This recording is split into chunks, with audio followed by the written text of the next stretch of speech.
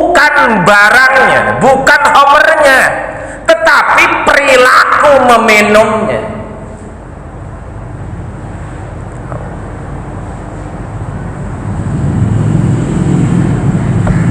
Bukan meminum, bukan dat homernya, tetapi meminumnya. Maka dikatakan najis, najisnya najis secara syar'i. Jadi najis dalam bentuk pengertian haram meminumnya. Tetapi kalau benda dan adatnya sendiri itu tidak najis. Sama seperti ganja, dia haram, iya. Najis, tidak.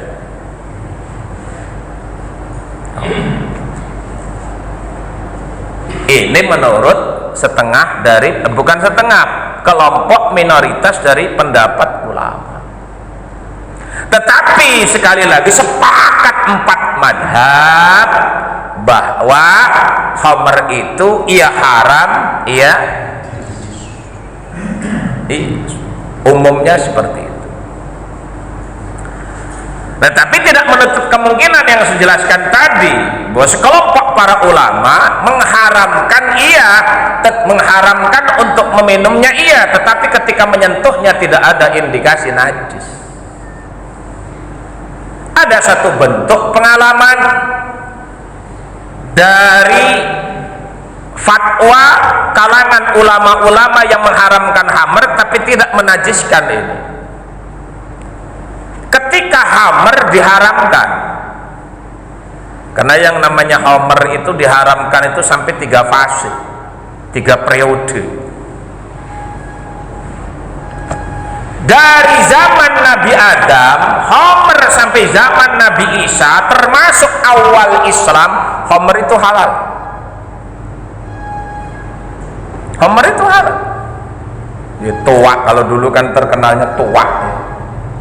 Sampai ada film Jakat Tuak. Bengen nonton oleh PCS Lebaran, nonton bioskop Jakat Tuak.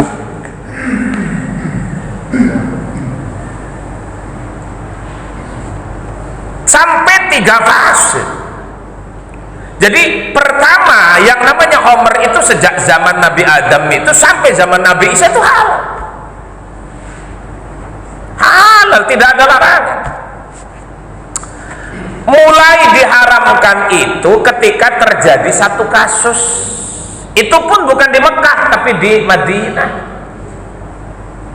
Artinya di Mekah khamr belum haram.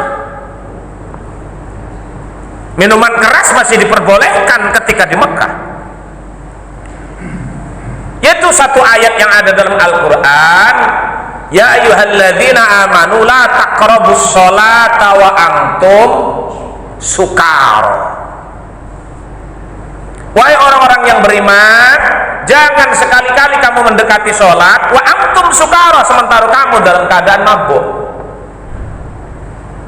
Artinya apa? Artinya haram minum khamr kalau mau sholat. Maka kalau tidak mau sholat boleh. Tapi apa nyengir dingin masih nanti terusanan. Perumpamaan kok buka ngantem oplosan begawe. Ini dulu. Jangan sekali-kali kau mendekati sholat, jangan sekali-kali kau sholat kalau kamu dalam keadaan mabuk. Artinya apa? Khamr mulai diharamkan ketika hendak sholat. Tetapi kalau tidak mau sholat, khamr silahkan. Itu dulu. Apa penyebab ayat ini turun? Karena ada asbabun nuzul. Ayat ini diturunkan oleh Allah ketika di zaman sahabat, ketika itu ada sahabat-sahabat sekitar jam 5 sore sebelum menunggu datangnya waktu ngobrol sambil minum. Biasa ngobrol ngalor ngidul itu sambil minum, Pak Untung. Minuman keras, iya. Nah ketika berantem sambil ngobrol minum, maka akhirnya banyak di antara sahabat-sahabat yang ikut ngobrol itu mabuk.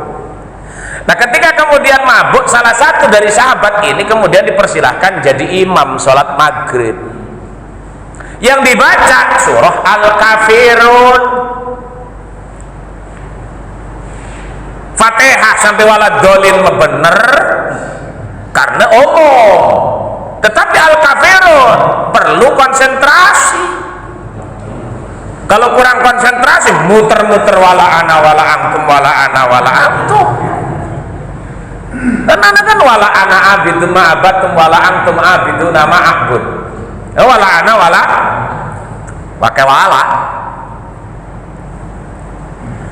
Nah, ketika membaca surah sholat maghrib itu rakaat pertama membaca surah Al-Kafirun. Baru membaca surat Al-Kafirun, banyak yang rusak huruf-huruf surah Al-Kafirun itu karena mabuk, tidak fokus. Qul ya ayyuhal kafirun, seharusnya kan la a'budu ma ta'budun, ikut dibuang la-nya. Seharusnya kan begini, wahai orang-orang kafir, la a'budu ma ta'budun, aku tidak akan pernah menyembah apa yang kamu sembah. Kedai kan seperti itu. Tetapi dibuang la-nya, tidak pakai la. Ya qul ya ayyuhal kafirun a'budu ma ta'budun. Artinya apa? Aku menyembah apa yang kamu. Lah kan bahaya. Apa yang kamu sembah aku sembah, kan bahaya. Jadi akhirnya selanjutnya seperti itu sampai waliyadin. Selesai sholat, kan banyak di antara sahabat yang tidak mabuk pada dia. Maka kemudian melaporkannya kepada Rasulullah, maka turun ayat ya ayyuhalladzina amanu la taqrabus sholat wa antum sukar. Nah, mulai haram, mulai khamr diharamkan kalau hendak. Tetapi kalau tidak mau sholat boleh. Akhirnya lanjut, tidak begitu lama turun surah Al-Maidah, satu ayat di dalam surah Al-Maidah. Apa? Ya ayyuhalladzina amanu innamal khamru wal maisiru wal azlamu wal angsabu wal azlamu rijsun min amalis syaiton fajtanibu la'allakum tuflihun. Nah, sejak wahai orang-orang yang beriman, yang namanya khamr, judi dan sebagainya itu hukum perbuatan rijsun min amalis syaiton, najis dan perbuatan setan. Fajtanibu, jauhi. Maka kata fajtanibu amr yang mengandung nahi, amr perintah yang mengandung larangan. Larangan apa? Untuk mengkonsumsi minuman keras yang namanya khamr, mau sholat ataupun tidak mau. Diperkuat kemudian dengan hadis Rasul, al-khamru ummul fawahish, yang namanya minuman keras adalah bibit ataupun sumber dari segala macam bentuk keburukan, maksiat, fawahish namanya. Nah, hadis ini asbab disabdakan oleh Rasul untuk menguatkan fatwa Al-Quran surah Al-Maidah. Di samping penyebabnya, Rasul bercerita tentang zaman dulu ada satu tokoh agama yang namanya Barsiso. Barsiso itu hidup di zaman Bani Israel, antara zaman Nabi Musa dan zaman Nabi Isa. Dia itu alimnya luar biasa, ibadahnya hebat, santrinya, muridnya itu 70.000. Kalau jalan itu tidak napak di tanah, pajeman. Bukan Barsisonya, santrinya yang 70.000 itu kalau jalan kakinya itu tidak nempel di tanah, kayak kuntilanak orang. Dia jalan itu kayak ada di atas angin. Saking apanya? Saking keramat kemuliaan ibadah gurunya yang namanya Barsiso, sampai muridnya saja jalan itu tidak nampak di tanah. Oh.